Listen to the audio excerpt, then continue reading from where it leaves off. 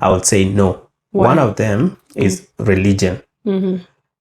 Religion war are hard to solve. Yeah. And that's why even the children of Abraham have been fighting with these people for over 22 months, and they have not completely won, and they are much stronger than these people that they want to bring to our country. This is why didn't they take them to those neighboring countries, which are also of Arab descent, like Lebanon, and also the Islamic countries within Africa, like... Welcome to Jumosi Podcast. So the trending news is that South Sudan and Israel are in talks about relocation of Palestinians in Gaza to South Sudan. Yes. And this news has been widely shared on major international media outlets like Al Jazeera, BBC News, Associated Press of US, the Globe and Mail, and the CTV of Canada. Okay. And it is alleged that South Sudan will receive the following in the return. Okay. One is a grant of $55 million US. Two, negotiation with US to lift arm embargo on South Sudan. Number three, to build a hydroelectric power station with a capacity of 250 megawatts. And number four is to construct one national referral hospital for cancer diagnosis. And number five is tarmacking of 115 kilometers of road. And number six is training of 3 South Sudanese pilots. Number seven is to reestablishment of a Aweil rice scheme. And number eight is the establishment. I want to talk about... Yeah. So number eight is the establishment of a university that will be named after Salva Kiir Mayardit, the president of Salva South Sudan. Kiir Mayardit. Yes. Okay. Put the title. Oh, I forgot his title. So my question is, do you think, let's start with the Palestinians. So do you think the Palestinian will accept to be relocated to South Sudan?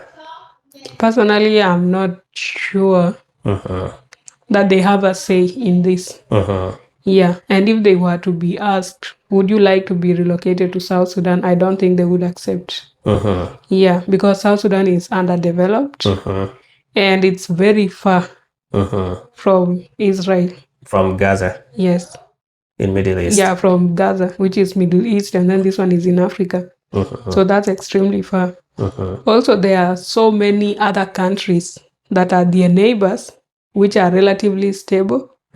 And they are Arab countries. So culturally, in terms of religion and everything, they'll easily blend in. And they would compared prefer. to, yes, compared to coming all the way to South Sudan. Yeah.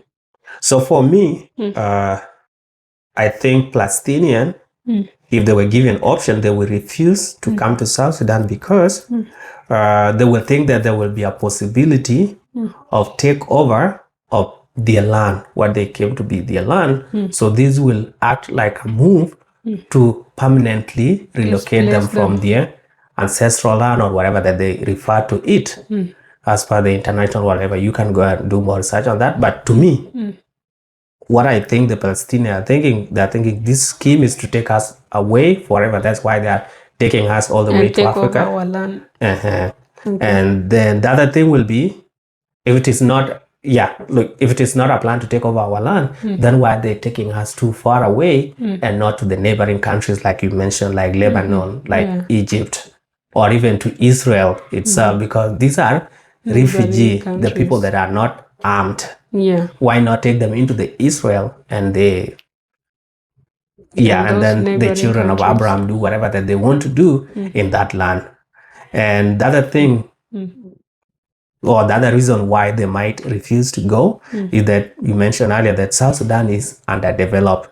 So for that reason, already they have known that there are no good roads in South Sudan. There's no electricity. There's no a lot of social amenities. There are no good hospital to their standards.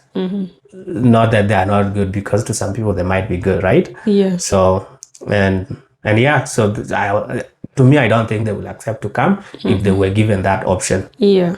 If they were told go. But I agree. Like if they were told to choose South Sudan or any other country, I'm very sure they'll prefer any other country that is within their borders. Those of Lebanon. Yeah. And the other thing Saudi. is, this idea of relocation of the people in Gaza did not start this week. It has been there like 2 months ago. There were news about them being moved to either Sudan or Somalia. And for some reason, it did not work out.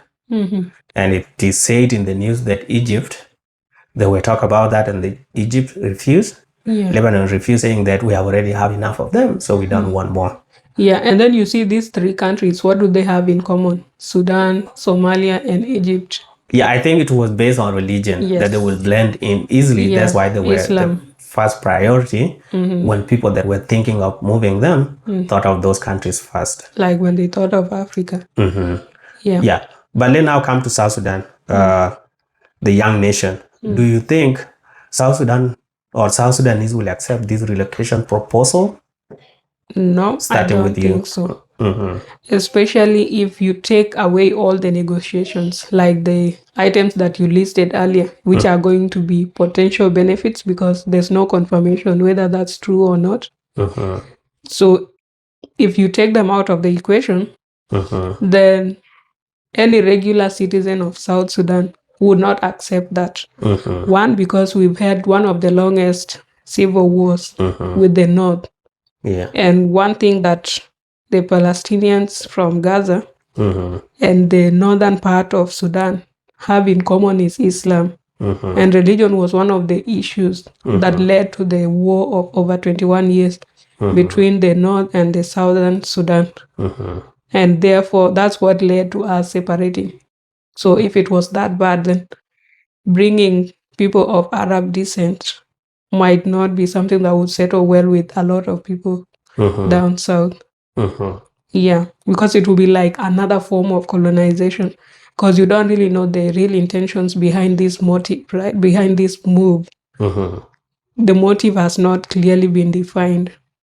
Like we questioned earlier, why didn't they take them to those neighboring countries, which are also of Arab descent, like Lebanon, and also the Islamic countries within Africa, like there's, I think, Morocco, and also Egypt, Algeria, I think Mauritius too, kind of, plus Sudan and Somalia. But then if you take also Libya, but if you take three countries out of the list that I've just mentioned, let's say Libya, Sudan, and Somalia as unstable because of some civil war here That's and there. Ongoing, yeah. Yes, there's a lot of instability in those countries. So you can't take refugees to a country that is not stable. So those countries will be out of the equation. But then we have Egypt. And you can see like the way Egyptians treat our South Sudanese brothers and sisters. Like there's too much kind of mistreatment there. And I'm very sure they will not have an issue with hosting fellow Muslims and people of almost the same skin color to them. Because race is one of the things that makes them discriminate against people from the South, because we are of darker complexion compared to themselves. So yeah, Egypt would have been a better shot. Yeah. Yeah, so like when do you think South Sudanese will so when I look at it, what was posted, and I see the reaction of South Sudanese, it seemed like 20% of South Sudanese want these people to come, and 80% of people do not want them to come. Which is a big number, right? Yes, which is the majority. So for example, this guy called Ngor Matem, he said even if the Palestinians are brought to South Sudan for resettlement, it can be a bad idea, but good for our bilateral, stronger relationship with the USA and Israel for mutual agreement. Such arrangement also come with vital benefits to the receiving nation. And some people say during the war, when we were fighting with the North, Israel were helping us. When they were helping us, if it is our time now to help them in return, why don't we take? But I had a contra opinion to that person, because when Israel were helping us, they said Palestinians were helping Sudan. So why would we take the enemy of our friend? the enemy, like the Israel, let's take for example. Okay, so that thing has a name in political science, whereby it's called war of proxies. So if two countries are fighting, then are it's like always an supporting. enemy of your friend is your enemy. So people would align based on which countries they support. Yes. So clearly you can see maybe Israel was not helping South Sudan because they wanted it to, but because they saw their enemies helping our enemies, Yes. which is possibly why they came in. Yes. But I had a contrary opinion to that person, because if Israel were helping us and Palestinians were helping Sudan, then we don't have to take on their enemy. If they really wanted to be helped the Palestinian, they were supposed to go to the Sudan. Yeah. And if Israel, let's say for example, they wanted army, or they wanted army support like personnel and whatever, this is where we can step in now and say, here are our people. And one of also Facebook has also said, let the Palestinian come to South Sudan. We can't be useless to ourselves and to the whole world. But now coming to my view, That's not an excuse. yeah, people are just commenting that the way they want. Yeah. But coming to me, do I accept the Palestinian to be relocated to South Sudan? I would say no. Why? One of them is religion. Religion war are hard to solve. Yeah. And that's why even the children of Abraham have been fighting with these people for over 22 months, and they have not completely won. And they are much stronger than these people that they want to bring to our country. This is actually not something that has just been over 22 months. It's an ongoing war. Yeah, it has never ended. But this was a real fight. And then also when we fought with the North, as much as people were saying there were other reasons, the one that fueled it most was the religion. Yeah. There are people that see the religion much superior compared to other religion. You can make conclusion for yourself. Yeah. And there are some extreme teaching in a certain religion that make people believe in killing. Jihad. Yes. So this kind, coming to South Sudan as a country that has majority of it being Christians.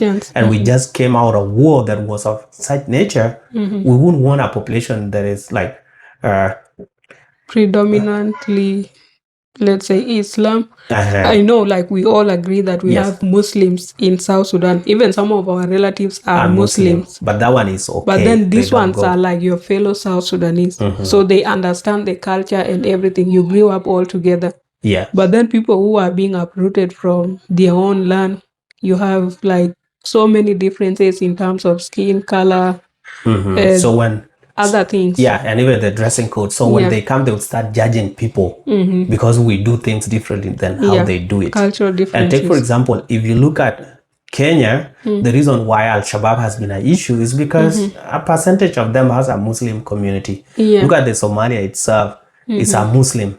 Look at Nigeria. The North and the South always have issues as that of, how do they call them, these people? Boko Haram. Boko Haram. Yeah. It's a group of from that religion. If you go to Mali, the same thing. If you go to Cameroon, if you go to Burkina Faso. So whenever like Christian and Muslim are brought together, there's always that issue. So why do we want to take on these kind of things? And then we've just come out of war like 14 years ago. And we still have our own internal conflicts, like intercommunal fights, intertribal fights, interclan. Yeah, but so you don't want to add in another mix. But what if somebody will ask, why are you guys so concerned of conflict when you guys are already having your own tribal conflict? How do you compare the tribal conflict with the religion conflict? Which one do you see is better? I think these ones of tribal, like, they are not continuous. They happen sometime, like once in a while. It's not in most regions in South Sudan right now. The conflicts are not as intense. Yeah. But like if you were to compare with what we had with the North, that was too much. It was too much. It killed millions of people and left a lot of displaced people. And that's why up to now we have like one of the leading refugee crises across East Africa in countries like Kenya and Uganda because of that. And those refugees have not yet been repatriated back to South Sudan. Why? Because the country is not fully stable enough. Yeah. And there are some kind of resources that some of the people who have stayed so much in other countries as refugees of South Sudan origin feel like they will not get them if they go back to South Sudan. And this is somewhere you've called home for so long, right? So how do you now uproot yourself and then go to your country and you don't even know where you're going to start from? So that's one of the reasons why you find that we have a lot of refugees in other countries. Because it was all started by a religion conflict. But I would say tribal conflict are a little bit better compared with the religion one, because when it comes to tribal conflict, it's not the entire country. It's specific sections of the country that target each other, but the majority of the country will be okay. And tribal or and tribes, it's easier to intervene too. Yes, and tribes do not claim ownership of any part of the country as an independent section of it. But when it comes to religion, a group will form themselves and say, this is our area. And it will cause a lot of conflict. So I would prefer the tribal one, because with time, the tribal conflict are easily solved compared with the religion one. Because when you are born a certain religion, you always believe this is the strongest religion And that it's will the ever best. be there. Yeah. But again, the another reason why I would not accept this proposal is because of the military capabilities of South Sudan to fight in future if there's a possible uprising of Hamas from this group that are being brought in as refugee. So let's say if they're able to fight with the children of Abraham for that long, and these people are way stronger, like you even see like how they intercept a lot of bombs of a lot of the rockets or whatever. Now compare with us, they have better technology. Yes. So even if they can be transported or shipped to South Sudan without weapons, they can easily find a way. They will come with the knowledge. And you see, so and they can always play around to get them if they really want them, right?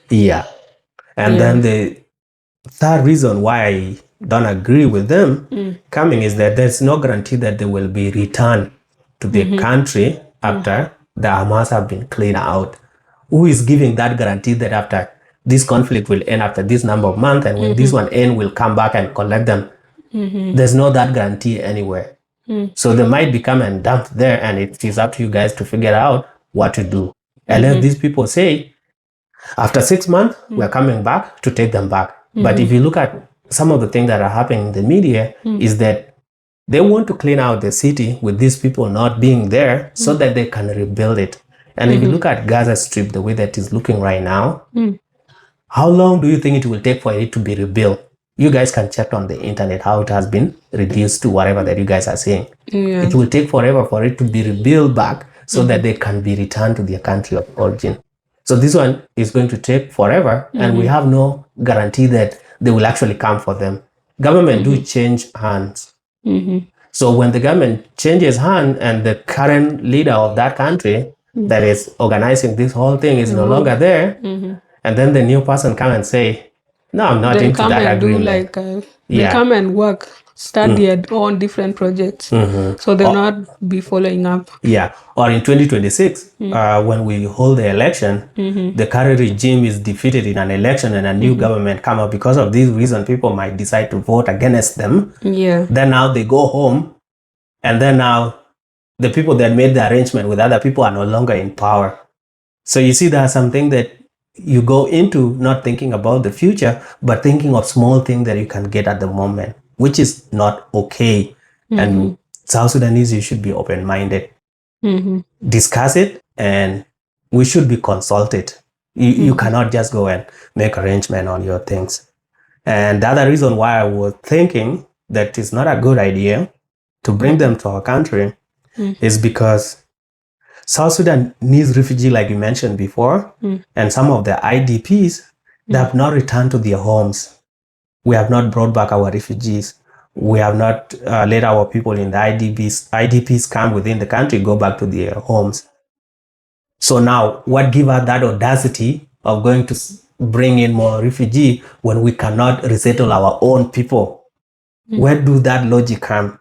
If we want to show the world that we are able to accommodate refugee, let's start by repatriate our people from Uganda, from Kenya, from Sudan, from Congo, And from wherever that our neighboring countries where people have gone in a refugee, even sometimes I hear that some people in Tanzania, let them come back. And now we can say we have been able like to resettle our own people, And the let country now is give stable. an hands to other people and help them. That are in need. Yes, and help them resettle people. Yeah. I actually agree with you. And also, look, right now our country, like we said, is underdeveloped, right? One of the main things that I would like to focus on is the health sector. Our capacity is not like where it's supposed to be. Recently, I think we're still having those cases, but recently we had a lot of cholera cases. Yeah. There was a massive outbreak of cholera in different parts of the country. So, and the health care system in place was not able to keep up with the cases. Some people were even lying down under trees. There's poor sanitation in almost all the hospitals, like all government hospitals, except for some of the private hospitals in South Sudan, mostly in Juba. So if you see like there's no proper hygiene in the hospitals, and one of the leading causes of cholera is poor sanitation. So if such a minor thing was so overwhelming to the country, then what kind of pressure do you think would be put onto such underdeveloped infrastructure when you have now, let's say, 1 million? I don't know the number of those who have to be transported to South Sudan or who have to be relocated to South Sudan, but I'm assuming it's not just 100 people or 20 people like that. It's going to be in large numbers, right? So if those numbers are again added on top of the current population we have now in the country, and we are not able to manage cases of cholera with our current population, then what's going to be the effect on the country and the health sector, among other sectors? Yeah, it's going to be devastating, and it's going to be really bad. But when you look at the scope of everything, like what is leading to all these issues that we are so desperate even to go grab any little opportunity that is there, it all started with when we accepted the 8 criminals. Yes. And after there, like if you guys have not read, there's a newspaper called Politico. It's a US news outlet. They issue an article that say that South Sudan Foreign Ministry of Affairs had wrote to the government of US requesting that US lift sanction on Bolomel. They did not say Bolomel in question, but they say a senior government official. That's definitely the crown prince. Yes, and arm embargo to be lifted, restriction on visa on South Sudanese to be lifted also, and for the bank account that is based in New York that was frozen to be open again so that they can do international exchange or trade. Yeah. And in return, is that South Sudan bank account or individuals? It's South Sudan. Okay. And in return, they wanted to take, if there are any criminal available, we can take them. Where are you taking them to?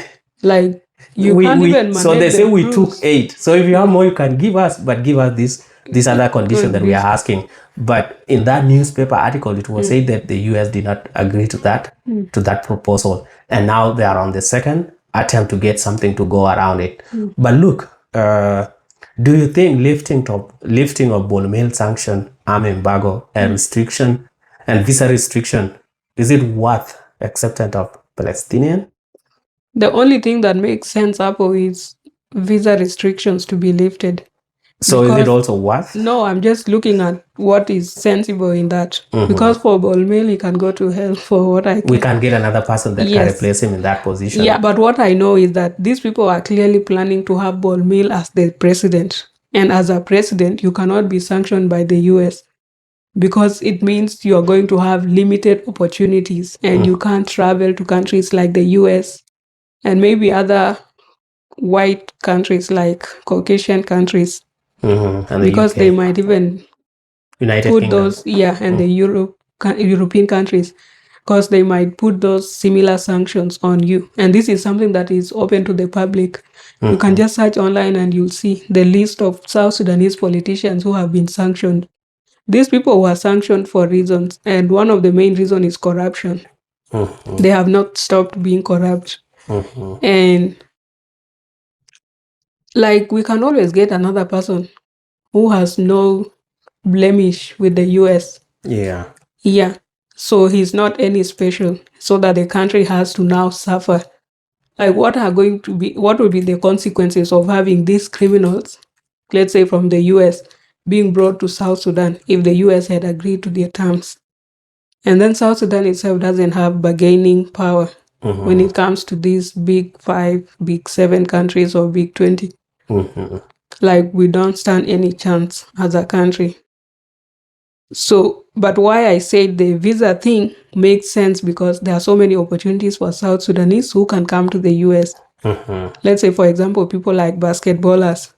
Your career can just end like that simply because of some mistake that was done by your government, and the US government retaliated by cancelling or revoking all the visas that were issued to South Sudanese. So that's why I say this is the only thing that makes sense. But then it's not worth accepting people with the same ethnicity, cultural, and religious practices with people that you have been at war with, knowing very well that one of the main reasons why you were at war for over 21 years was religion. Yeah. What's going to make them any different from the Arabs up north?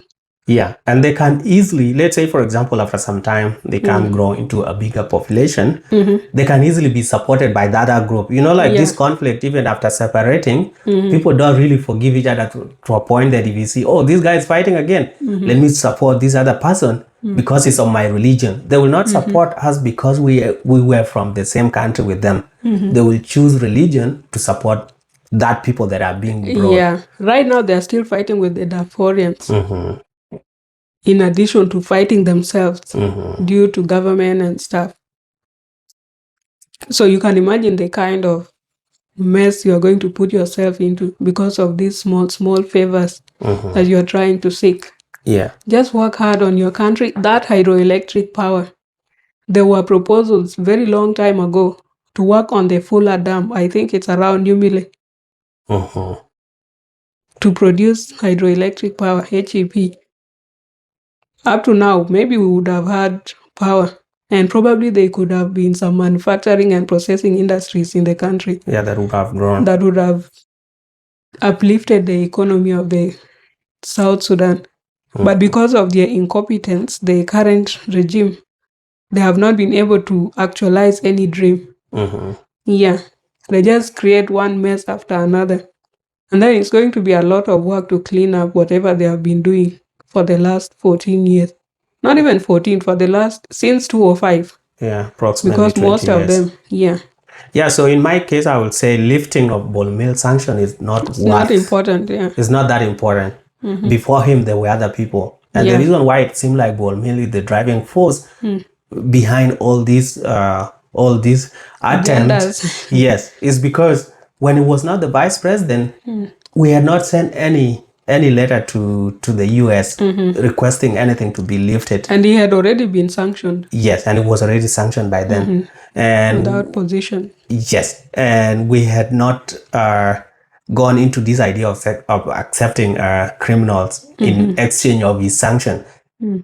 He earned his sanction on his own terms. Yeah. Now his sanction should not affect the whole country. The country can't suffer if he because was a of one clear man. person with good dealing in business, he would have not got the sanction. Yeah. And it's also his corruption that led to that. And then he's not that important to the country anyways. He's just an individual. Yeah, so looking into the future, we cannot take on this whole problem because of him. Yeah. There was a person that was a vice president before he came. That person can be brought back. Not sanctioned. And there are other people also that can have the same position. Yeah. We are not desperate to have Bolmela, the president or whatever, so that we can take all this bullshit. It's not enough.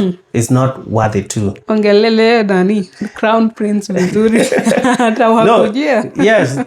Yeah, the other things, because all these things of all these arm embargo, lifting, sanction on senior government is because of him. Why didn't government of South Sudan write that letter 3 years ago, 4 years ago when it was not there.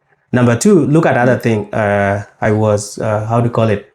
I was looking at let's talk of arm embargo. Okay. So for the arm embargo, why do we need arms? The gun that we already have, we are misusing them by killing ourselves. And there are countries in this world that do not have army and they're not fighting. Yeah. One of them is I know there's one country that doesn't have a national army. South Sudanese are in it. It's part of North America. I don't know, is it in North America or somewhere? I don't know why I keep...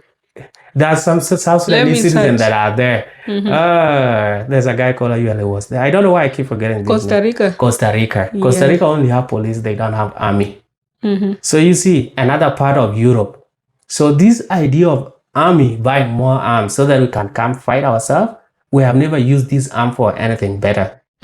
So even myself, I was supporting the arm embargo. Because if we are given guns or we are given the opportunity to buy guns, we end up killing ourselves. Actually, there are many countries without military. Yes, and they have not been invaded by their neighbors. Yeah, there's Costa Rica, Iceland, there's Andorra, Liechtenstein, I don't know like how to pronounce that. There's Dominica, Kiribati, Mauritius, Grenada, Micronesia, Vatican City, Marshall Islands, Monaco, Panama, Samoa. Yeah, Samoa, I've seen that in movies. There's Palau, St. Lucia, Solomon Islands, St. Vincent, and so many more. Like there are around 20 or 24. Yeah, so there are so many countries without army and they have not been invaded and their land taken. And so you rarely even hear about them. Yeah, so this idea of like we need arm embargo to be lifted so that we can buy guns and do what? And kill ourselves is not worth it. We are an independent country. We no longer need more guns to fight anything. These tribal issues, you can sit down with your community, do a dialogue, talk with them, compromise on your agenda or on your issues and sit down as a country. We don't need more arms. Yeah, everything can be solved. Like all these problems that end in war, they can be solved through dialogue. So this issue of arms embargo, it's not a big deal. South Sudan doesn't need more arms. We need more schools, more hospitals, more roads. And more jobs so that people have something to do. No, like when we have good schools, good roads, people can always find something to do, right? Yeah. I recently saw some UN cars in muds and puddles of water somewhere in South Sudan. Yeah. And that's the road that they have to travel on. There was even an ambulance. So imagine maybe there were people in that ambulance that needed to be taken to a hospital somewhere. Yeah. But because of poor roads, someone might end up dying. Yeah. So I have the next question. So my last question is, did South Sudan government acknowledge the presence of the talks with Israel regarding this issue? Nah, they actually came up with a very long, not a very long, but they issued a statement. Yes, denying the allegations. You want me to read it? Yeah, you can go ahead and read what they said. Okay, so this statement is a press statement for immediate release, which was issued on 13th of August 2025, today. And it's from the Republic of South Sudan, Ministry of Foreign Affairs, International Cooperation Headquarters. They said, statement refuting plans to resettle Palestinian nationals in South Sudan.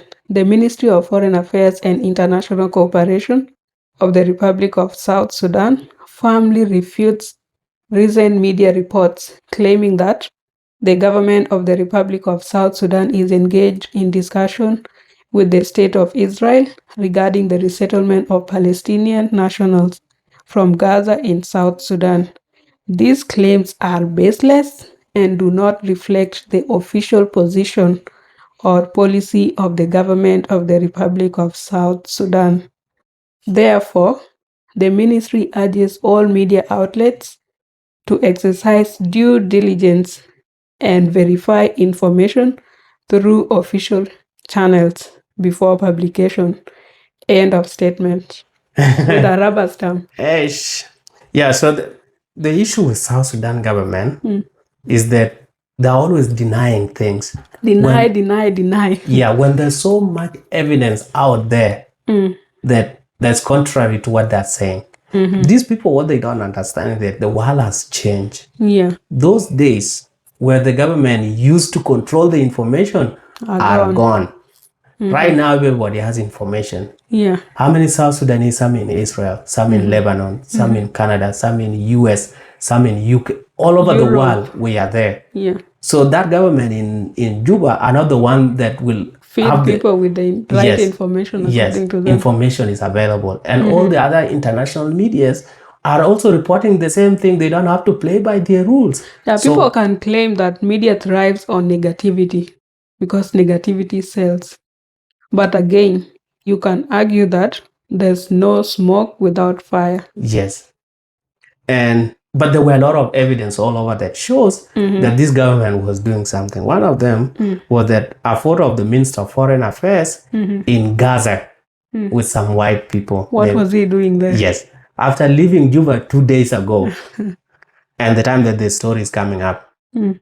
Number two, today, even after denying, few hours later, the government of the same Foreign Minister of Affairs, they posted a photo of Israel Minister of Foreign Affairs in Juba signing a memorandum of understanding with the government of South Sudan.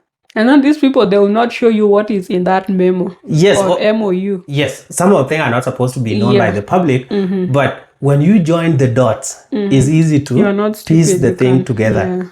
And then there was report by all the international medias, international media outlet that was all over on the internet, and everybody has access to it. Yeah. And then, like a lot of things happened. It said that Bolmel went to UAE. It said that Museveni went to Egypt. Museveni, their friend, went to Egypt. Egypt is neighbor to the Gaza. Yeah. Or the Palestinian. It's up north of Africa. Bolmel is going to UAE, part of Middle East. Foreign Minister of Affairs from Israel. Gaza of all places. Yes. So there's so much evidence that is just flying all over. But 2 days ago, or was it yesterday, before the photos of him in Gaza came out, the Ministry of Foreign Affairs on their Facebook page, they posted that the government and the World Bank are in talk working on some cooperative, and the photo of that guy was on the thing. I'm like, come on, guys. Yeah, they're just all over. Like they're running the country poorly. World Bank is not in Gaza. So people meet in Washington, D.C. when it comes to the World Bank issues. Yeah. You can't be in Gaza and then you are in Washington. And then when it comes to World Bank issue of loans and whatever, they are not discussed by the Ministry of Foreign Affairs. They are discussed by the Ministry of Finance. And the Ministry of Finance did not go. So that's some information you can mislead other people, but not the enlightened society at the moment. Yeah. Waende wakaongeleshe watu wa huko interior. Yes, so it's crazy, but let me conclude by saying, take for example, if everything come to an end and they have not listened to us, they have not listened to their citizens, and carry their cross. And then the children of Abraham do their things. They put them in the plane and bring them to South Sudan. What I recommend is to avoid all these issues that we talked of. What the children of Israel what the children of Abraham are supposed to do is go to wherever that they want to resettle them in Juba, build a camp, fence it. Why are you saying Juba? Oh, did I say Juba? I said South Sudan. Unataka nasubari watu kuje. Build it, fence it, and bring them to Juba airport, take them directly to that area, and that compound or whatever, that section where they will be resettled in, to be guided by the Israel 24/7. They don't have to leave it to us. They will be the gatekeepers of that place. And so that they know what they are going to eat and all that. Yes. So as they clean out the Gaza and whatever that they want to do, when they are finished with that, they still take them from that camp or wherever they have put them and take them back. But them dumping them in Juba and say it's now to the government to do it. If our government cannot pay its salaries, it will have no people to guard these people. Yeah.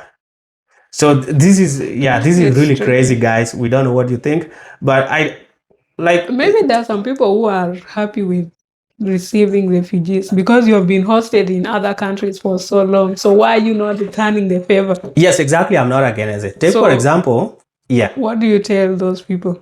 Yeah, I was going to say, there's no issue with that. Take, for example, if these people, let's say we change them into the Ugandans, they're coming to South Sudan, have no issue with them. If they were our neighboring countries, the Palestinian, and there's war in their country, and they're coming to South Sudan, we have no issue with that. Yeah, like right now we have Sudanese who are refugees within South Sudan. This is because they are our immediate neighbors. As much as we have that history of conflict with them, like for this time, we can, even the conditions themselves, they might chase them away once their country is more stable. Yeah, and it is easily understandable because when things happen, you go to your nearest neighbor. Yes. But when somebody flew overseas to come and land, oceans, it doesn't sound like refugee. Yeah. So it's not like refugee are good. These are people that are fleeing war. Yeah. And if I don't want to go, but the only way that they would have done it is to open the borders and let people decide where to go. Yeah. If they decide to come to South Sudan all the way from there, we have no issue with it. They have chose to come to South Sudan. But then there have to be some limitation too. Like, we are not against this thing of refugees, right? But then we don't want a repeat of what we went through with the North. But given the similarities between Palestinians and the...